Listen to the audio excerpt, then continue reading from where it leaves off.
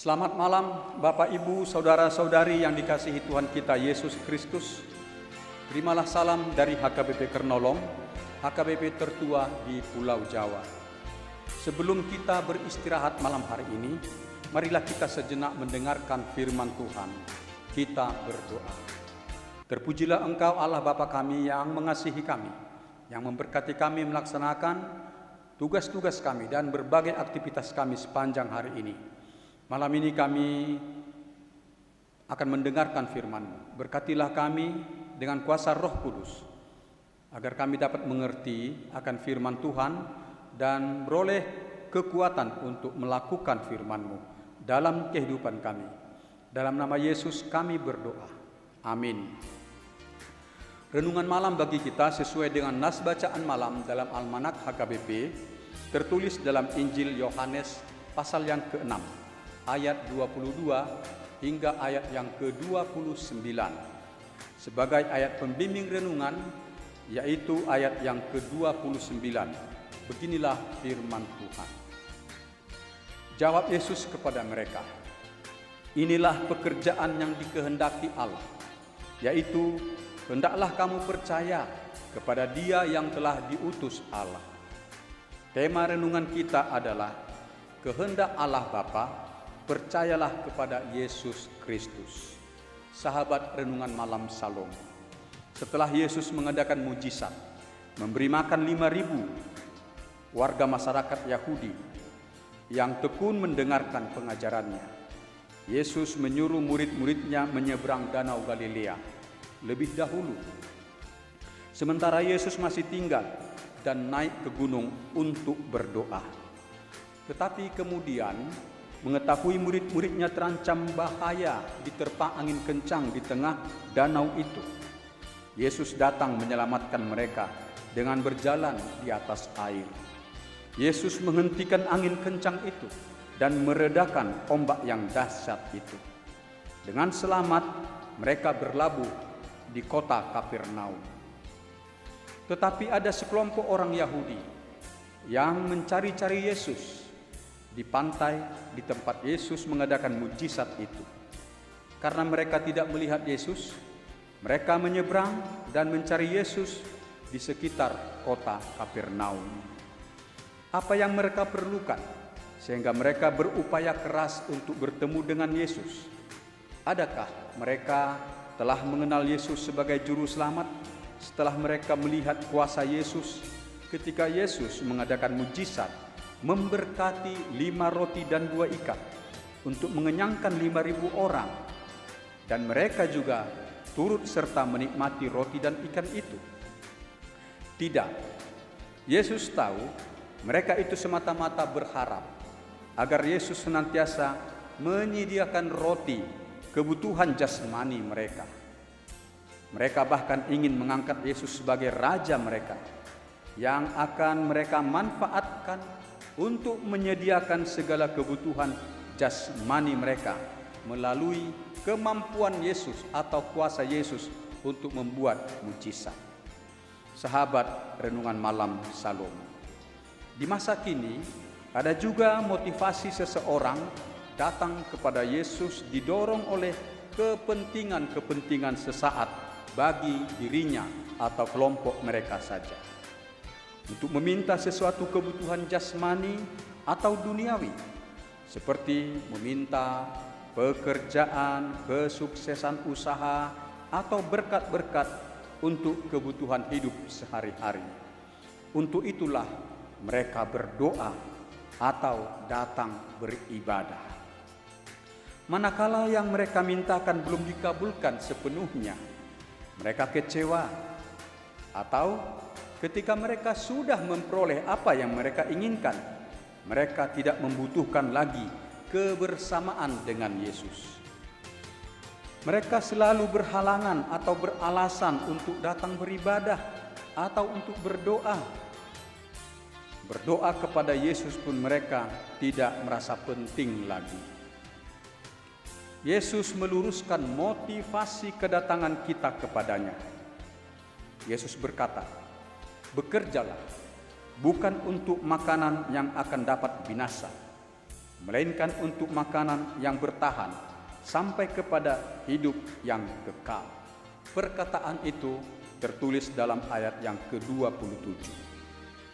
Bukan berarti kita tidak boleh meminta berkat atau pertolongan Tuhan untuk kesejahteraan atau untuk keberhasilan hidup kita.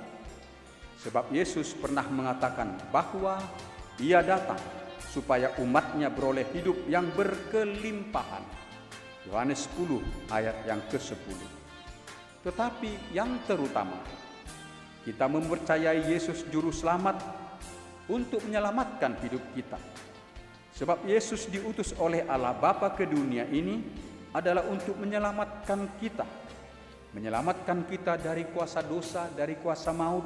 Dan Yesus mewariskan kepada kita kehidupan yang kekal.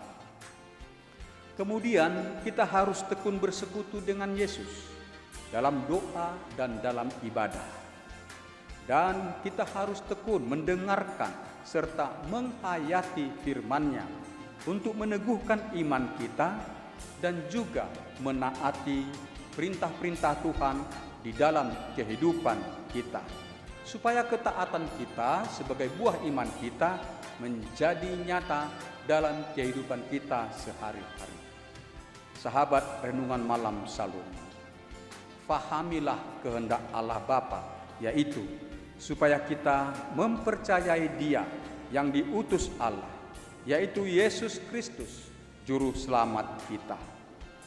Mendengar teguran Yesus, orang Yahudi tidak insaf akan kekeliruan sikap mereka.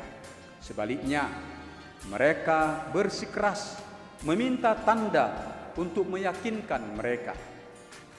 Bukankah mereka telah melihat berbagai tanda dan mujizat? Orang buta bisa melihat, yang lumpuh bisa berjalan, yang bisu bisa berbicara. 5.000 orang telah dikenyangkan dengan 5 roti dan 2 ikan. Dan mereka juga ikut serta menikmati perjamuan makan yang diadakan Yesus dengan mujizatnya itu. Meminta tanda itu hanya dalih dan menyatakan bahwa hati mereka tidak mau percaya kepada Yesus Sang Juru Selamat. Kita dalam kehidupan kita ini mengalami kuasa Tuhan yang memelihara, yang memberkati, yang menolong dan memberi penghiburan kepada kita dalam berbagai pergumulan hidup kita. Pertolongan Tuhan selalu dinyatakan bagi kita. Setiap pertolongan Tuhan haruslah kita hayati untuk semakin meneguhkan iman dan pengharapan kita kepada Tuhan, agar tidak ada satu hal apapun yang dapat memisahkan kita dari kasih Yesus Kristus, Juru Selamat kita. Tetapi pengharapan kita kepada Tuhan Yesus janganlah sebatas meminta kebutuhan untuk hidup yang sementara ini, tetapi yang terutama kita harus berharap akan hidup yang kekal yang akan diberikan Tuhan Yesus kepada kita. Demikianlah renungan bagi kita malam hari ini. Marilah kita berdoa. Segala puji syukur dan kemuliaan kami haturkan kepadamu ya Tuhan. Tuhan telah memberikan firman-Mu, pedoman hidup kami, agar kami mempercayai Yesus Juru Selamat kami dan setia mematuhi perintah Yesus sebagai pedoman kehidupan kami, agar kami berperilaku yang berkenan di hati Tuhan. Di dalam Yesuslah kami beroleh kehidupan yang kekal. Ya Tuhan, berkatilah jemaat-Mu dan warga masyarakat yang dalam keadaan sakit, mereka yang dirawat di rumah sakit. Berkati pengobatan perawatan bagi mereka untuk pertambahan kesehatan mereka, agar mereka bisa sembuh.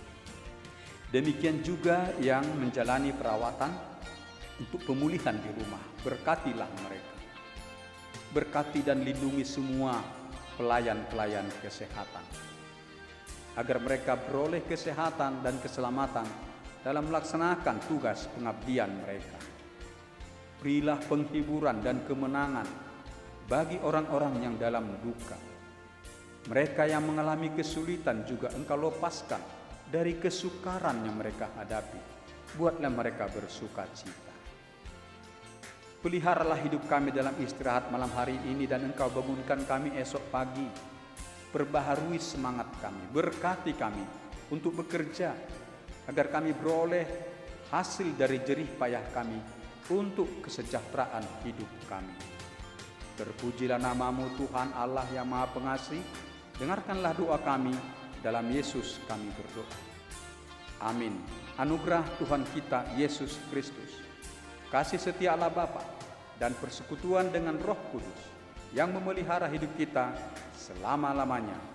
Amin.